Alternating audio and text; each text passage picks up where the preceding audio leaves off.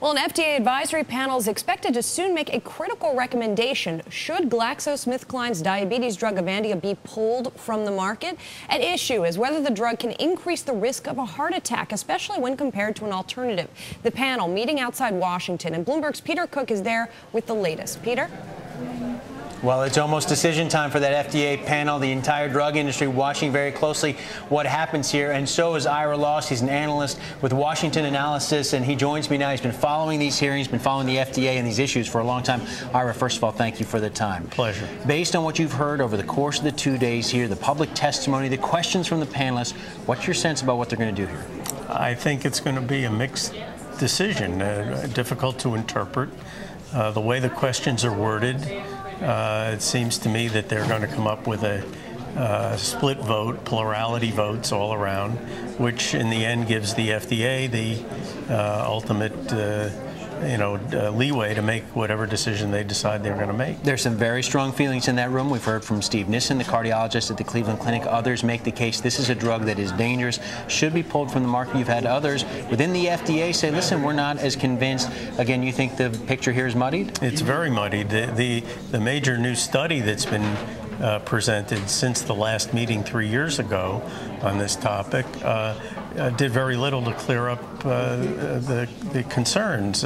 It's the record study, and there's a lot of back and forth about what the meaning of the record study is. The company seems to have one view, that it has shown a reduction in cardiac risk, and others who've reviewed it, including an FDA reviewer, see it the other way. It's hard to know how the committee will come out on this. I think it's one of those things that will end up with a split decision. A split decision. This is $1 billion drug for Glaxo, at least it was last year, much more back in 2006 right. Before these safety concerns were first raised.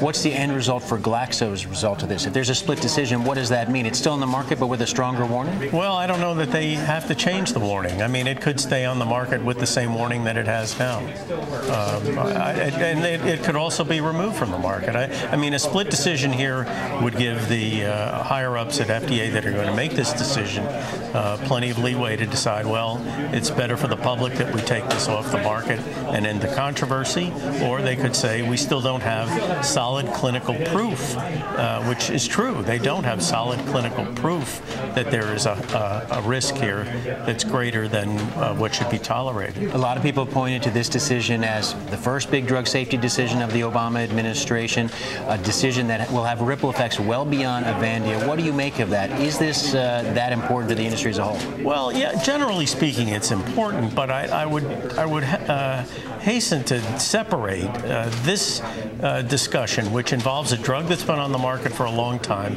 with controversy that surrounded it for quite a while, from the brand new drugs that are coming along, where I've seen a major shift in the way advisory committees address these drugs in the last 9 months to a year, where much more attention is being paid to the benefit of the product, as well as the risks. But for a long time after the Vioxx withdrawal, most of the advisory meetings were focusing only on risk.